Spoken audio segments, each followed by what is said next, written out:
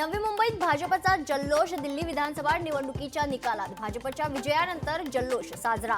आमदार मंदा म्हात्रे यांच्यातर्फे विजयोत्सव।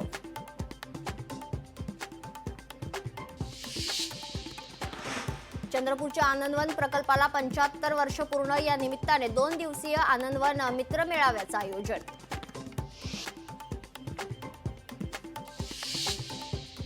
पिंपरी चिंचवडमध्ये अनधिकृत पत्रा शेड आणि बांधकामांच्या विरोधात न्यायालयाने याचिका फेटाळल्या।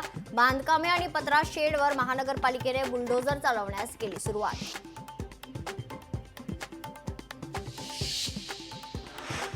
राज्यात पाणलोट यात्रेचा शुभारंभ पालकमंत्री संजय राठोड यांच्या हस्ते होणार।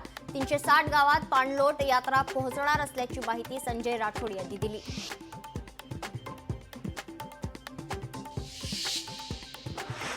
पैठणच्या माघी एकादशी निमित्त नाथनगरी भाविकांनी गजबजली। संत एकनाथ महाराजांच्या समाधीचे दर्शनासाठी भाविकांची गर्दी।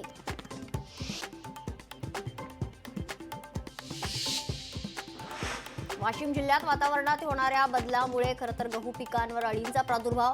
फवारण्या करून रोग आटोक्यात येत नसल्याने शेतकरी चिंतेत।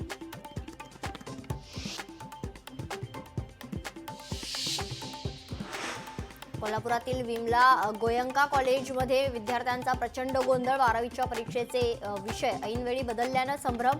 विद्यार्थी आणि पालकांचा कॉलेजमध्ये गोंधळ।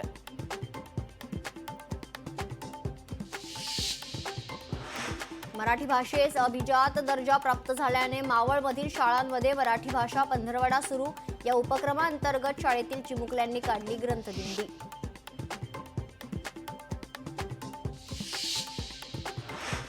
अमरावतीच्या कृषी उत्पन्न बाजार समितीच्या वतीने चणा खरेदीचा शुभारंभ। खुल्या लिलावमध्ये 6251 रुपये सर्वात जास्त बोली। समाधानकारक भाव नसल्याने शेतकऱ्यांकडून समाधान व्यक्त।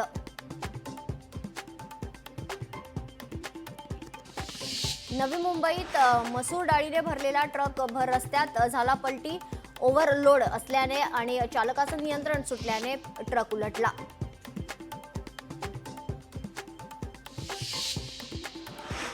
पालघरच्या स्थानिक गुन्हे शाखेची मोठी कारवाई। बोईसर येथून 2.5 कोटी रुपयांचे ड्रग्ज पोलिसांनी केले जप्त।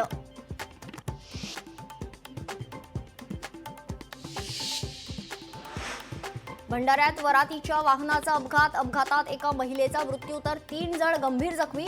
जखमींवर रुग्णालयात उपचार सुरू।